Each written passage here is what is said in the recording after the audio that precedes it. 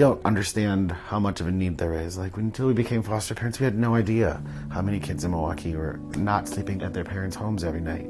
You find out that there's 500 on the street, and then you find out that 40% are gay or identify as LGBT. No child should be sleeping on the street, ever.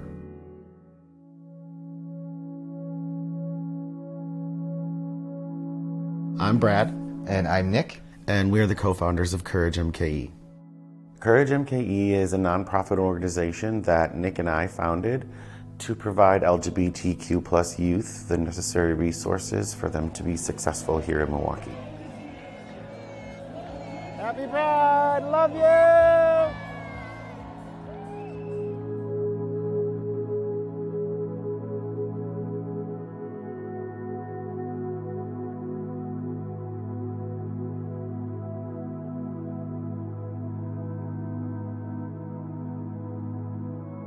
Hearing her story, I think, was a big takeaway for us, and realizing what was happening in Milwaukee, and we had no idea. It made us think, what don't we know? What don't we know is happening in our own backyards?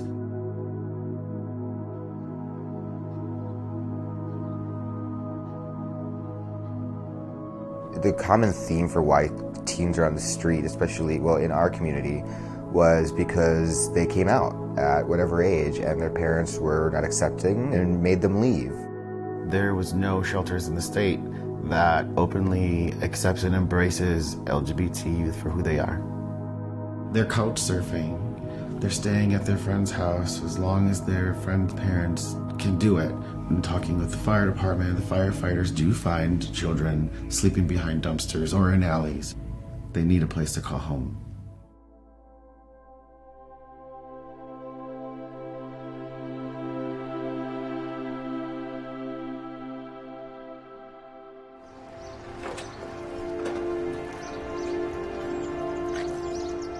I think when we signed on the dotted line about getting the house and we officially bought it, it was like, oh my God, wait, does anybody actually know how to do this? This is true. Like, oh my God, we just bought a house, but we don't even know how to do this. We never ran a nonprofit. We never ran a group home. So there is going to be some learning time that's involved. We are married and we have kids and we can't do it all as much as we try. So to have community members that are diving in with us has been awesome. We've hired our first employee. Marcus is going to work part-time for us at first, and then when the house opens, he'll be working at the house full-time every day so that I can spend time with my children and my husband. Right? Right? Wait, let me put this number down before I forget it. I was in that position when I was 15 years old. I moved out of home, and I've lived that lifestyle. I know what these kids are going through, to be rejected, and so I want to be a part of this mission. The flooring will be tile. These are all getting gutted. Most everything up here is just cosmetic except for the doors. The licensing worker thinks that we're going to get filled up the week that we get our license. Really? Yeah. That one boy just emailed us this week because he wanted to get out of that shelter that he's in. I think it would be done by the end of September, don't you think?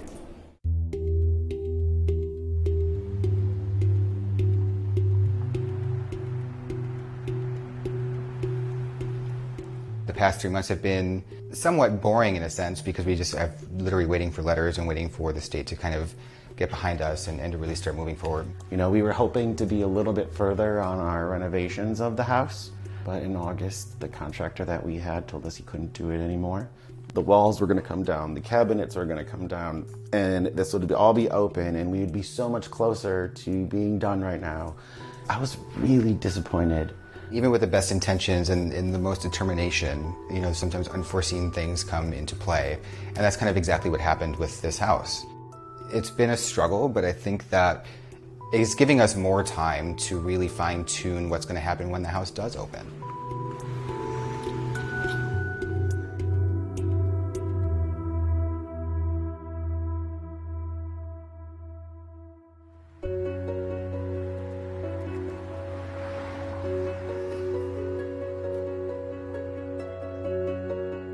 So these are the two walls we're knocking out, and this will go through the wall.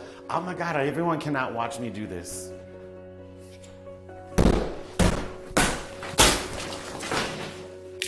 making more square footage. It feels amazing. Like something's finally happening. I'm done. Anyone have any pent-up anger? Wayne don't play. No, we don't play. There we go. Look at that. It's all gonna come down.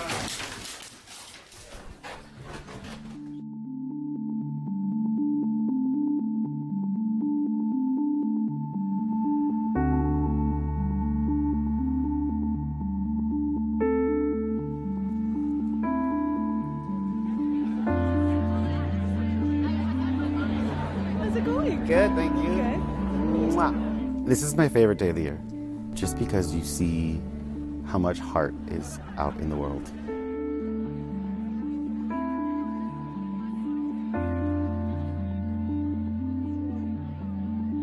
Having Matthew Shepard's parents here has just been incredibly surreal.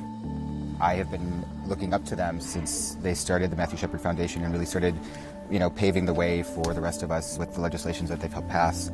Judy and Dennis have taken a tragedy that I can't even begin to imagine and are literally changing the world over the last 20 years. I think that all of us in the LGBTQ community owe them a lot. Please welcome Judy and Dennis Shepard to the stage.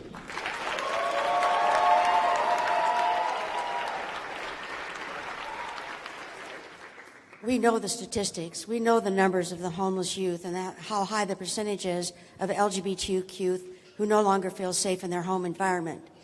This is tragic. If we've learned nothing else in the 20 years, it's been how much we miss Matt. But Matt had loving parents, and there are many kids out there who don't. You are their loving parents. You are their chosen family. Please never forget that. Take back control and vote, and take back control and help Brad and Nick. Thank you so much for coming tonight.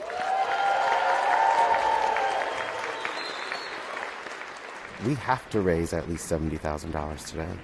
It costs money to run this facility. We have to pay staff members to be there 24/7 around the clock. The kids have to eat, have to pay the electric bills, we have to pay the water bills, we have to just sustain that property. If we fail on that, then we've failed these kids, and that's at least a second adult that has failed these kids, and it's not an option. One more round of applause for this incredible team, please. We had a goal of $70,000. You raised $70,700. $70,700. I think that this day means hope. You think about the political climate we're in and the headlines that we read every day right now with this administration. Tonight, there's over 550 people defying the message that this administration is putting out there. I am grateful, I am proud of them, and I hope that they truly know that we wouldn't be able to do what we do without them.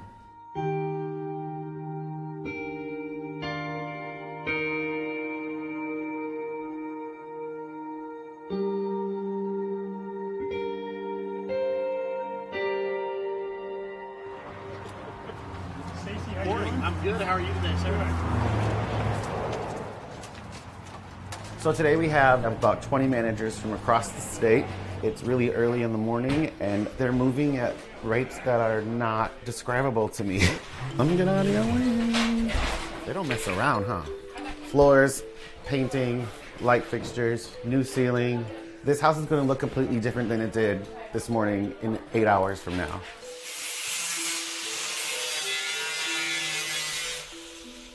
All I can think about is the word courage. It takes a lot of courage to help, but it takes a lot of courage to say, I'm willing to go somewhere to get the help. They estimate that there's 500 kids that fall into this homeless category. And we all have kids, and just to think about, there's poor kids out there that could lose their lives, and to have a place where they can call home is super important for me. We're out. We're out. That's too neon, but what about this one? Or this one? How do you know which one's the right color? How do you know if the kids will love or hate it? I like this one. I like that one too. It's an exciting day for us to put color in that house. Who's ready to paint? Ooh. Today we're having our painting party. People are just kind of coming out of the woodwork to get this house up and running and looking great and feeling exactly the way it should. As someone on the LGBTQ spectrum, I want to be able to help others who are less fortunate than I. The beauty that I see in this project, the beauty as a parent of a kid who is telling me his own truth, is that this space exists for kids who maybe don't have an adult who can accept that truth. Some of my close friends have been dealing with no support from their families, no support from their parents, being sort of left on their own after they've come out. There's a group of people, whether or not they're blood related, that are there for you and are trying to help you out and become who you are. Family can be redefined, and that starts here. Hi, baby girl. All right. Ivy being here, I wasn't sure how that was going to go. But I think that she one day will understand what we're really doing. She's only 5, so I don't know that she completely understands what the Courage House is and what that means. But she'll know that she had a huge part in the process of getting it up and running and moving. And I think that she'll look back and really be proud of herself. You did such an awesome job.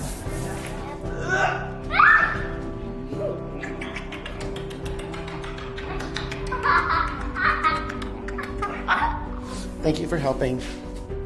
Have a good night. A lot is happening in these next 2 weeks. The kitchen cabinets will come in. The bathroom is getting remodeled next week. The electrician is coming in to finish his job and hang some lights and put in a few more outlets so that we have outlets. We're getting close.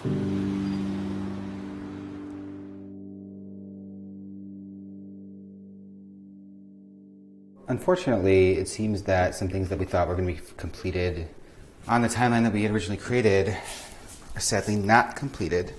And I am not the person for this job, but we're getting it done. The flooring has to be in. Watched some YouTube videos, and I taught myself how to do flooring, I think. We're gonna find out. It might not be the prettiest, but we'll figure out how to make it that way. I still haven't gotten a letter saying we're going to the zoning hearing, but the house is getting set up. So fingers crossed that it's moving forward. Look at that, I did it. That wasn't that bad, actually. It's not. It's pretty easy. Dang, it's gonna be a house in 2 days. Oh, I'm gonna cry right now. Let's not do this. Who has the key? I do.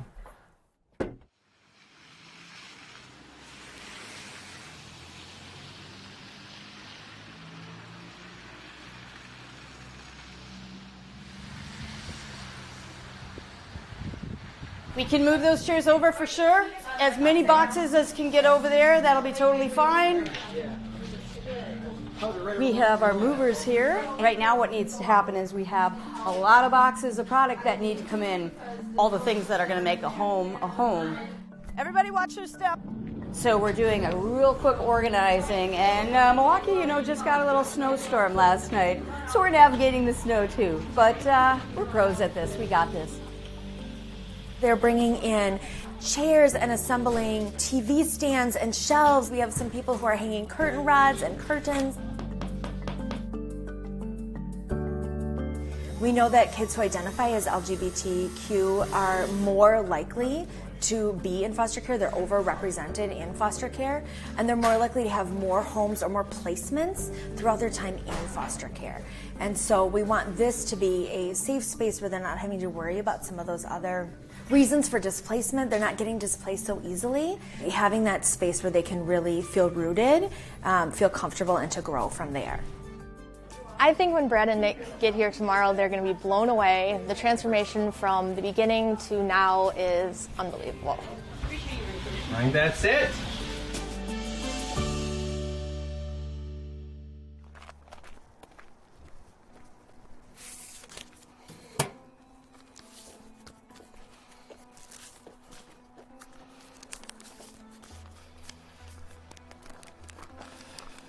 Oh, this is scary. This is a letter from the zoning board, which we are waiting for to get our license. This process has been a long process with them.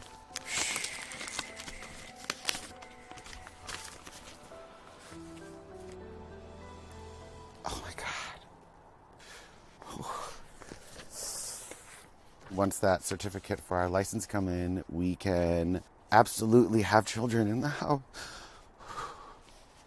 It's just a piece of paper, but it's like 5 people's livelihood that's about to happen. Eileen, is it spick and span upstairs? Relatively spick and span, yes. Excellent job. It's gonna be great. It's gonna be great. The energy today is a little frenetic. People are really kind of running around, a little bit anxious. Brad and Nick are on their way, and so we're just putting those final touches on the house, and it should be ready.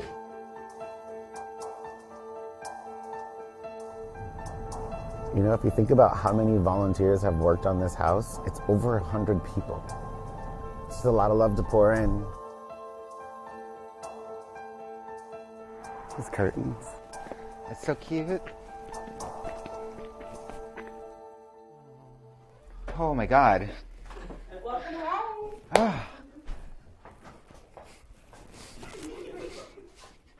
I haven't even seen it yet. It's amazing. It's amazing. Holy. It looks so different.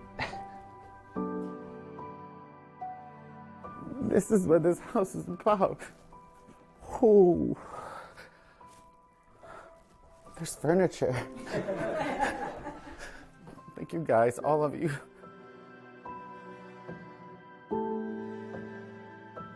When one of the kids walk in this house, they're gonna know that they were meant to be here. We left the house a couple of days ago and it was literally just bare bones. It's a shell. It's just a shell of just a floor and some walls. But to walk in to see it really have life in it for the first time ever is really just kind of surreal. Did anyone else cry? I bawled my head off. We love you. We knew that we wanted to feel like home when we walked in. It is literally a million times more than we could have ever imagined. I don't have words for this right now. I think one of my favorite things that there are 5 beds with blankets and new pillows. There's a ginormous refrigerator that will be full of food. And these kids don't have to worry about thinking about what they're going to do to get that food next. That's my favorite part. I mean, when we walked in to see all the people here that cared enough about the kids in our community, I think that was a big part for me. We're gonna give some kids an opportunity and give them hope.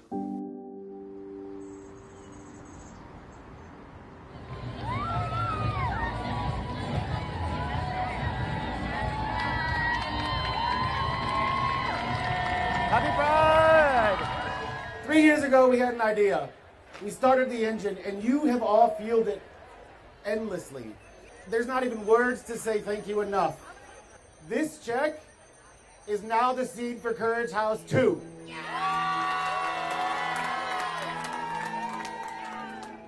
What's next? We need to open more. We'd like to open one more here in Milwaukee first thing. So many strangers that probably never will meet these kids. They put their heart into this. This community made miracles happen, and I think that there's a lot more people out there across this country waiting for something like that too.